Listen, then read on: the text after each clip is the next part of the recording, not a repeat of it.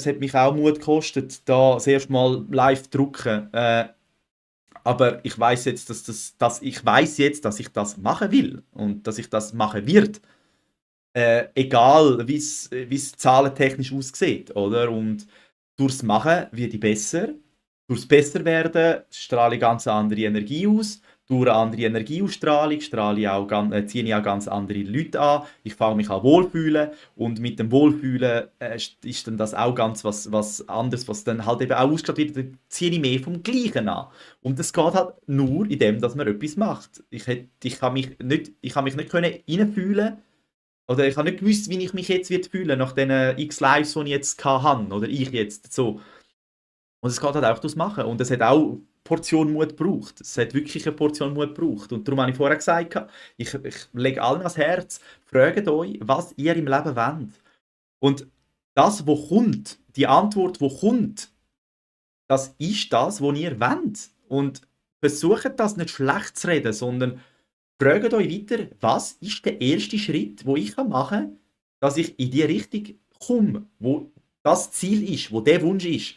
Weil der erste Schritt bringt zwangsläufig den nächsten Schritt mit sich. Ob das jetzt eine positive Erfahrung ist, die dir voll Motivation gibt, dass wirst weitermachen, oder ob das jetzt vielleicht eine negative Erfahrung ist, wo aber dich damit musst auseinandersetzen und auch wieder dran wachst. Also so oder so bringt es dich voran. Und wir sind einfach so ängstlich, den ersten Schritt zu machen, dass man das rauszögert. Und ich meine, es ist schon schade, wenn man etwas, wo einem eigentlich sehr liegt, wo man eigentlich gut könnte, ein Leben lang rauszögert und es nie machen wird. Weil es ist der Anfang, es ist wirklich einfach der Anfang. Das ist, das ist wie ein neue Schuh anlegen. Wenn du einen neuen Schuh anlegst, hast du das Gefühl, alle wissen, dass der neu ist und du fühlst dich am Anfang unwohl. Auch mit einem neuen Pulli, du siehst dich und du fühlst dich unwohl. Aber du lässt es an. Du lässt ihn an, bis du dich wohlfühlst. Und das ist nichts anderes mit etwas Neuem, einem neuen Bewusstseinszustand, wenn du jetzt, sagen wir, willst anfangen zu singen oder so, dann musst du es machen, weil du wirst dich irgendwann wohlfühlen. Ich kann mich nicht hören. Ich habe mich so geschämt für meine Stimme. Ich habe mich umgedreht. Ich habe meine Ohren zugemacht. Wortwörtlich, ich habe meine Ohren zugemacht. Wenn ich gewusst habe, ich höre mich, ich weiß noch, wir haben in der Schule einen Film gemacht. Ich habe mich tot geschämt, wenn ich mich gehört habe zu reden. Und jetzt mittlerweile, weil ich ja meine Lives sind auch meine Videos und ich höre die und mittlerweile ist die Stimme mir so normal, sie ist mir normal geworden. Und es ist nur das, es ist etwas, was nicht normal ist, macht uns so Angst.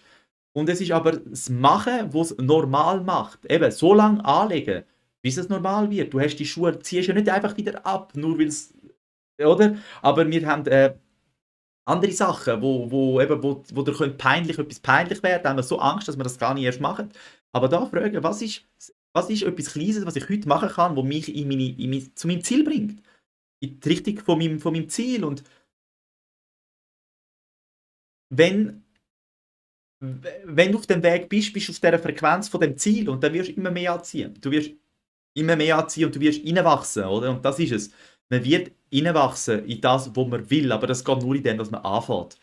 Oder auch, du kannst dir auch noch so das Ganze auch noch so gut vorstellen und auf Wunder hoffen. Ich glaube, ich bin aktuell noch der Meinung, du wirst halt einfach von heute auf morgen ein anderer Mensch sein, wenn du dich nicht in das hineingibst.